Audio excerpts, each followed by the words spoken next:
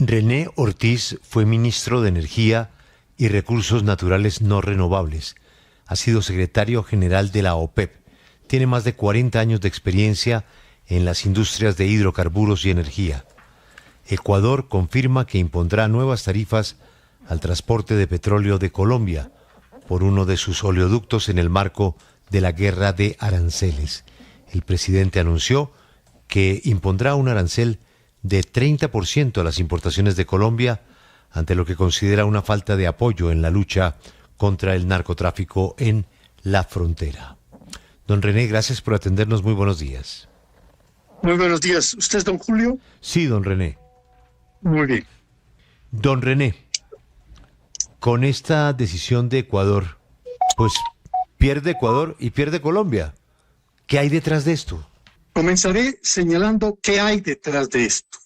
Hay, en primer lugar, desde mucho tiempo atrás, una permanente preocupación de parte de los ecuatorianos en general, y particularmente del gobierno, respecto de la posición del gobierno colombiano de indiferencia respecto del manejo fronterizo y particularmente todo lo que significa el transporte masivo de cocaína para exportación ilegal por más de 8 puertos de exportación que tiene el Ecuador en el Pacífico, que comparativamente con Colombia, que tiene solamente 2, tiene una ventaja desde el punto de vista de comercio ilícito para los narcotraficantes.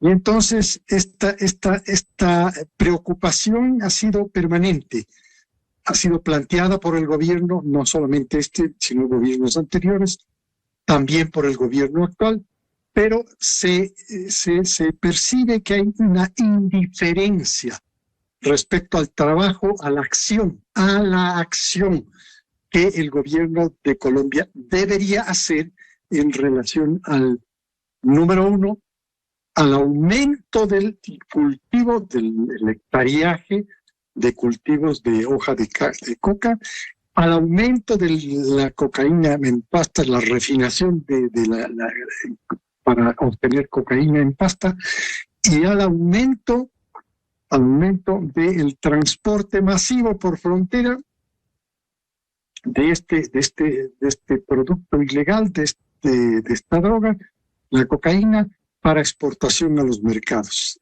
Esto es la principal preocupación. Creo yo que, y por favor tome nota de esto, el impasse comercial entre Colombia y Ecuador es un tema exclusivamente económico.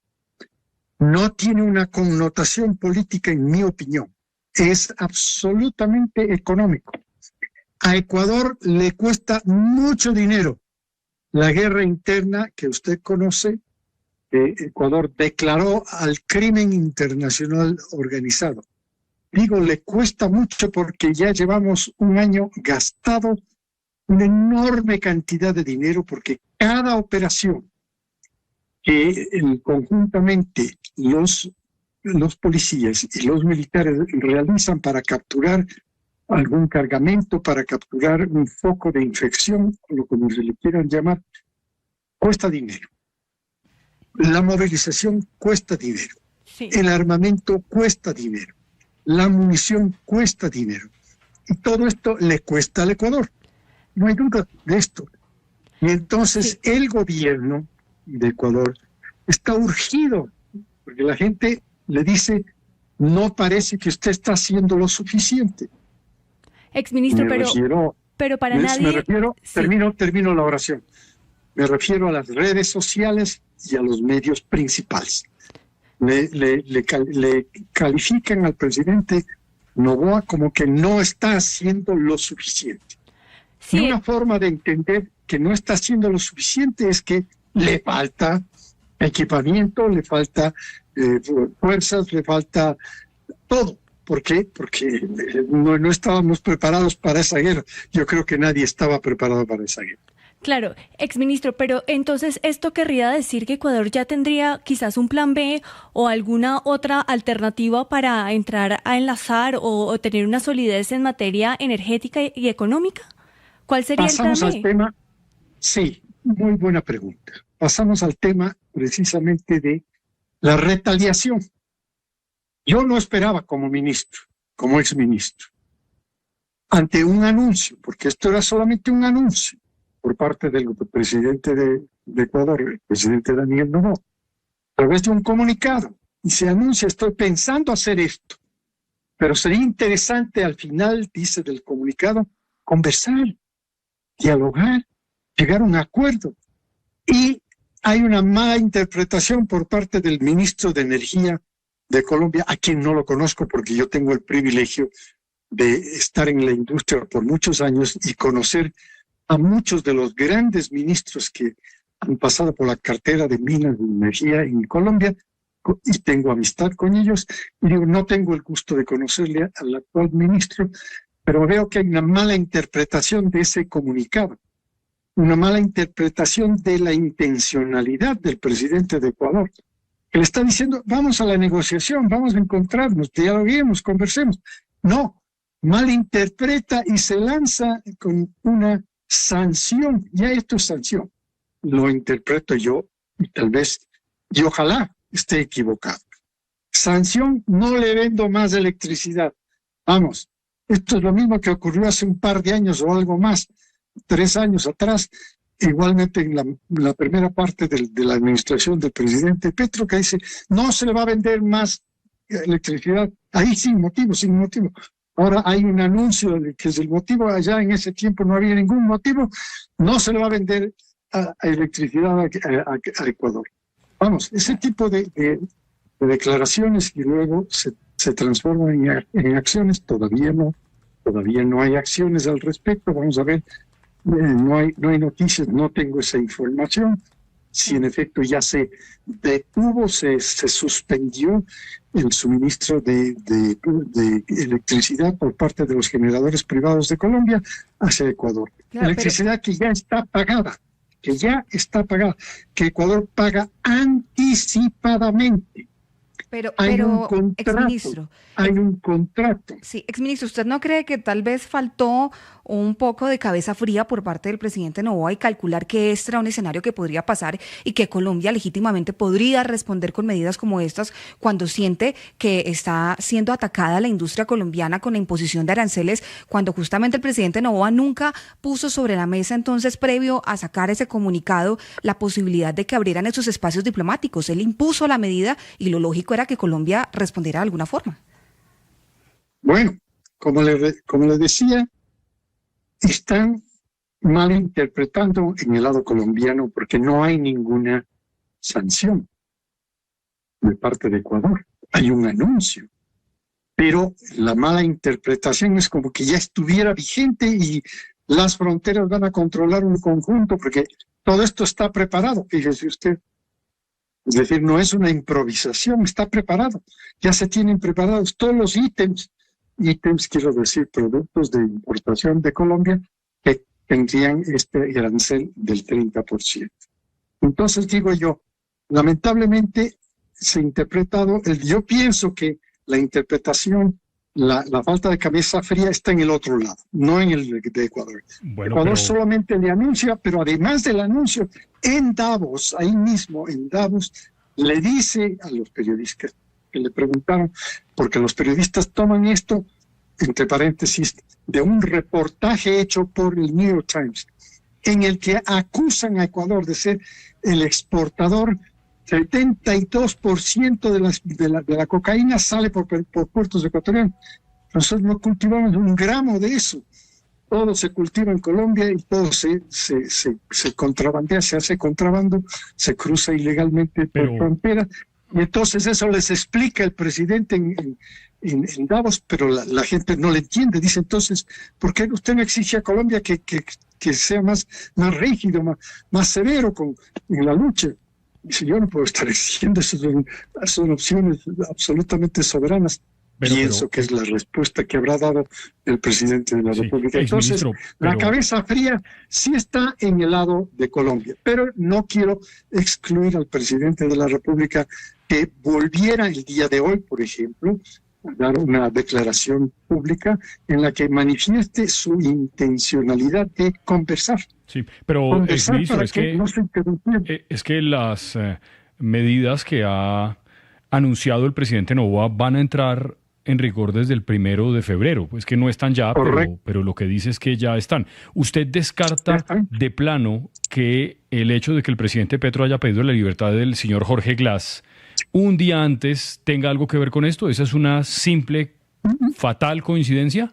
No creo que tenga relación en lo absoluto. Yo tengo más convicción de que todo esto se dio a nivel en Davos, porque esto se da en Davos, se dio a nivel Davos como resultado del reportaje del New York Times. El reportaje del New York Times adicionalmente habla de las exportaciones ilegales de cocaína en cajas de banano. Y claro, está diciéndole, ¿quién nomás le habrá dicho? Un periodista u otro, usted con mayor lucidez me puede decir o puede interpretar respecto de que, pero si usted es un bananero, si usted es esto, si usted es el otro, su padre es bananero, etcétera, etcétera, y ese banano es el que llega contaminado, etcétera, etcétera. Ya. Pero ministro, ¿qué culpa tiene Colombia de eso? Es que lo que resulta muy particular es que usted pretenda que al señor Noboa le da un ataque de trumpismo en Davos, le anuncia aranceles a Colombia y Colombia no haga nada. Colombia se quede como si nada. Eso no tiene sentido cuando los dos países tenemos un problema de narcotráfico grave y Colombia no ha dejado de luchar durante décadas contra ese problema. Pero entonces el señor pone aranceles y entonces Colombia se tiene que quedar callado. Sí. Yo pienso que son, como puso anteriormente su colega, yo creo que les faltó cabeza fría. No hay nada que hacer. El diálogo es el mejor mecanismo para poder llegar a encontrar esto que está buscando el presidente Noboa, que es, hagámoslo juntos. Veamos si podemos hacerlo juntos. Pero entendiendo entonces, eso... Yo pienso que esto se viene. Yo pienso que eso se viene. Sí, pero entendiendo eso, señor exministro, ¿no considera usted que entonces sí hay que decir, y que no le quedaría mal a Ecuador, reconocer que en este caso el presidente Noboa se apresuró e hizo algo que va en contravía no solo de la diplomacia, sino de los acuerdos comerciales que existen entre Colombia y Ecuador, como es la CAN? Todos estos instrumentos jurídicos internacionales definitivamente están vigentes, han sido respetados mutuamente, pero en la realidad nosotros podemos entender que las fronteras son tan permisibles que han permitido todo este desbarajuste en Ecuador que no tenía. Ecuador no tenía este desbarajuste es novedoso. Nosotros sí seguimos y tenemos una muy buena información en muchas ocasiones de expertos colombianos de cómo se lucha en Colombia, no de ahora, pues no, ya tiene más de 50, 60, 5 o 6 décadas trabajando en la lucha, en el combate contra este flagelo internacional del tráfico de drogas y por supuesto lo que se ve es lo que dice el New York Times. La denuncia es del New York Times, que dice que ha aumentado el cultivo, que dice que ha aumentado la refinación, y que ha aumentado el paso máximo de transporte fronterizo, ha aumentado. Pero son realidades totalmente diferentes de la realidad del comercio. El comercio fluye, y fluye especialmente frontera. Especialmente la frontera ecuatoriano-colombiana, es un comercio muy, muy fluido, prácticamente al margen de lo que esté pasando en este tipo de actividades ilegales como el tráfico y el crimen organizado. Pero, exministro, ¿tanto necesita Ecuador a Colombia en materia energética que estratégicamente fue excluido ese sector en las medidas arancelarias? Y ante la respuesta que ha tenido el gobierno del presidente Gustavo Petro, en su criterio, ¿tiene alguna otra opción el presidente Noboa o inevitablemente va a tener que echar para atrás esos aranceles que impuso a Colombia para seguir contando con la energía de nuestro país? No le ha impuesto todavía, señorita, no le ha impuesto. Esto está pensado, está anunciado y tiene una vigencia a partir del 1 de febrero. Pero además quiero insistir en el sentido de la invitación que hace el comunicado que hace el presidente Noboa de conversemos. Vamos a ver si entre los dos mejoramos la situación, lo tratamos con mejores acciones este problema, porque este problema nos afecta a los dos, más al Ecuador. ¿Por qué le afecta más al Ecuador? Porque el Ecuador ha tenido Ecuador que declarar la guerra interna. Esto es una declaración que no existe en la historia del Ecuador, debe ser una declaración de guerra interna contra el crimen internacional organizado.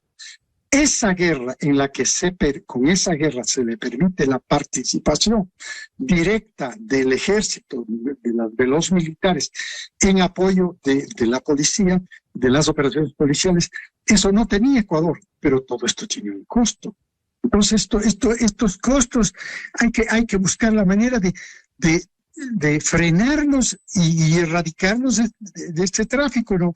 Y entonces, evidentemente, el presidente del Ecuador no tenía otra opción que anunciar de esta manera para poder sentarse en la mesa. ¿En la mesa de qué? De negociaciones, de convenios. ¿Se recuerda usted el tema